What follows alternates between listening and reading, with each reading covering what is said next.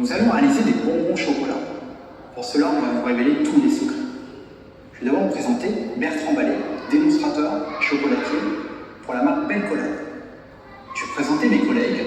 À ma droite, Stéphane Leroux, meilleur oeil de France 2004, et à ma gauche, Jonathan Mougel, meilleur oeil de France 2017. Alors messieurs, qu'est-ce que vous nous avez prévu aujourd'hui? Eh bien écoute, Bertrand, j'aimerais vous proposer à toi et au public une ganache, donc un de mes fourrages favoris, une ganache à base de chocolat Perrault 64%, additionné de citron vert. Et toi, mon petit Stéphane, qu'est-ce que tu nous as prévu aujourd'hui? Alors pour ma part, je vais préparer un praliné noisette 60%, le noisette du Piémont. Et voilà qui l'attend. Génial, une bataille de mof. Écoutez, je vous laisse vous organiser, je vais préparer les moulages. Les moulages, j'ai besoin de chocolat tempéré. Je vous explique.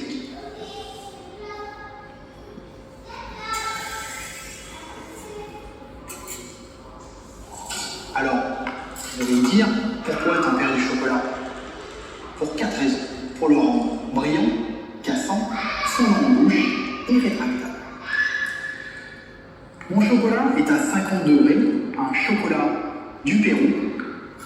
J'en verse 80% sur la table en granit. Voici. Que je vais mélanger pour faire redescendre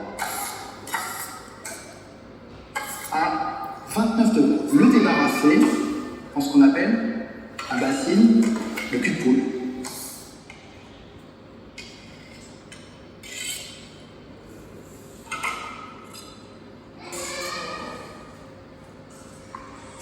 Je remue la masse chaude et la masse refroidie ensemble et mon chocolat est prêt. Il est à 31 degrés, prêt à être utilisé.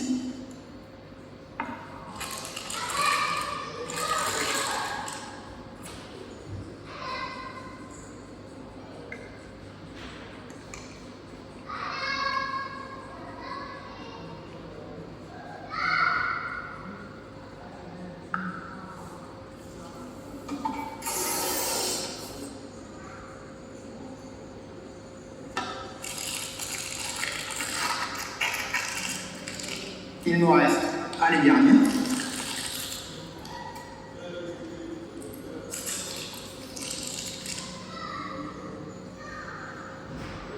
Je dispose du chocolat généreusement dans l'ensemble des cavités.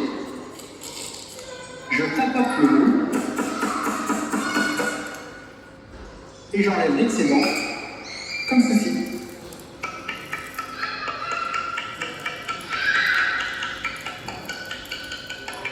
Une fois le chocolat évacué, je peux racler.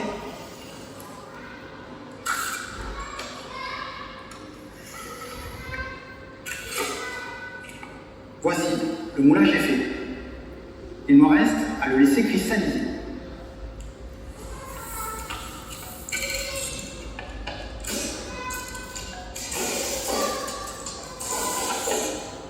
Je vais répéter la même opération avec du chocolat au lait. Et maintenant, Jonathan, c'est à ton tour. Comme je vous le disais tout à l'heure, je vais vous réaliser une recette de ganache au chocolat. La ganache est un de mes fourrages favoris pour les bonbons. Celui-ci va être réalisé à partir de chocolat d'origine du Pérou. C'est un 64%. Et je vais ajouter un petit vert pour donner une petite pointe de citrus supplémentaire. Pour cette ganache, nous avons besoin de différents ingrédients, notamment de la crème, bien entendu citron vert, du beurre, du glucose, et bien entendu du chocolat d'origine du Pérou. Voilà, donc on voit que les noisettes sont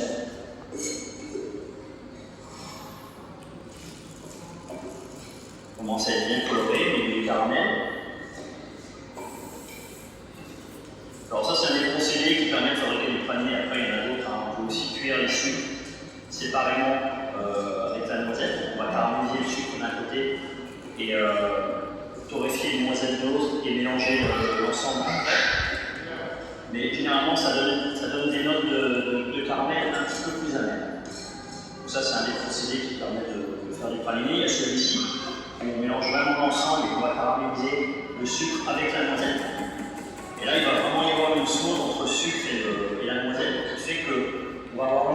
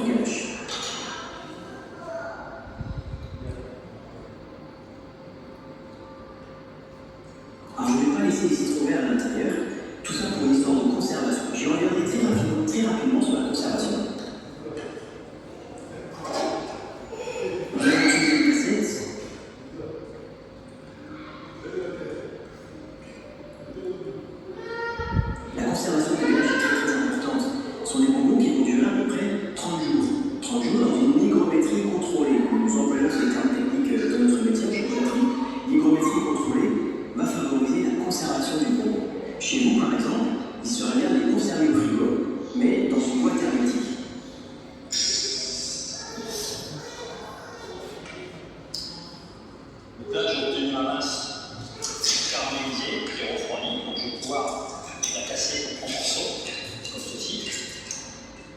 Voilà, maintenant mon beurre est totalement fondu. Je vais l'incorporer directement sur le chocolat.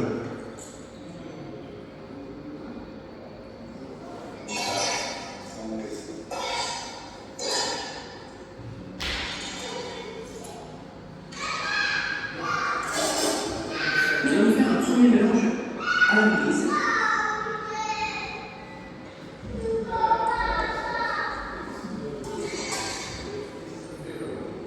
Afin de faire ce premier mélange, vous allez mélanger très délicatement. Il faut éviter d'ajouter des bulles d'air dans ce fourrage. Généralement, on fait un mélange en forme de 8 comme ceci. Et on va s'apercevoir qu'un noyau se forme. La ganache devient de plus en plus élastique, un petit peu plus dense.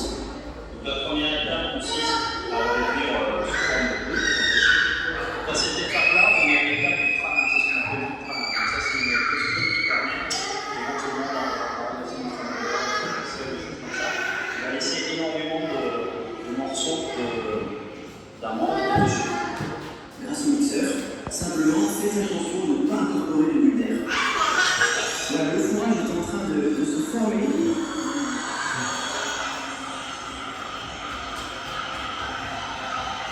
Il devient de plus en plus élastique. Je vérifie la température.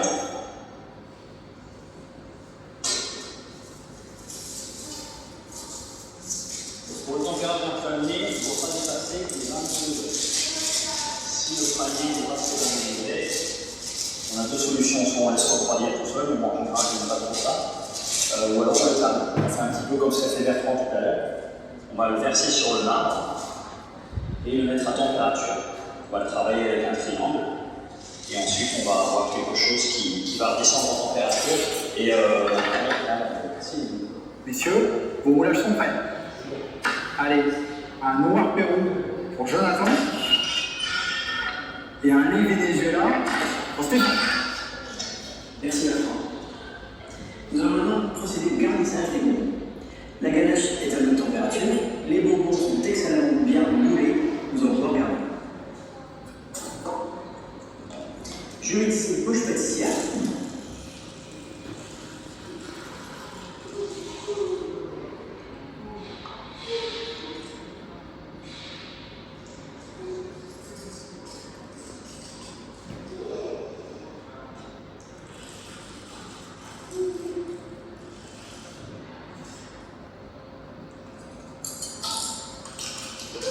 Et nous allons remplir les cavités. La ganache est très crémeuse. Nous allons simplement prendre soin de garder jusqu'à 1 mm du bord, puisqu'il nous faudra cet espace pour pouvoir obturer du chocolat de couverture.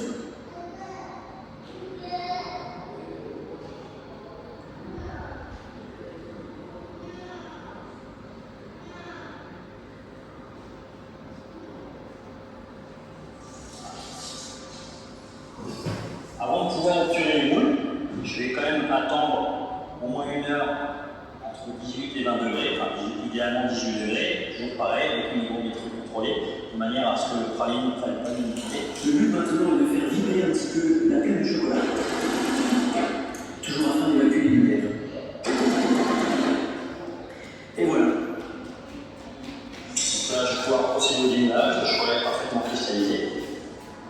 J'ai pour vous les bonbons déjà effectués, très calés.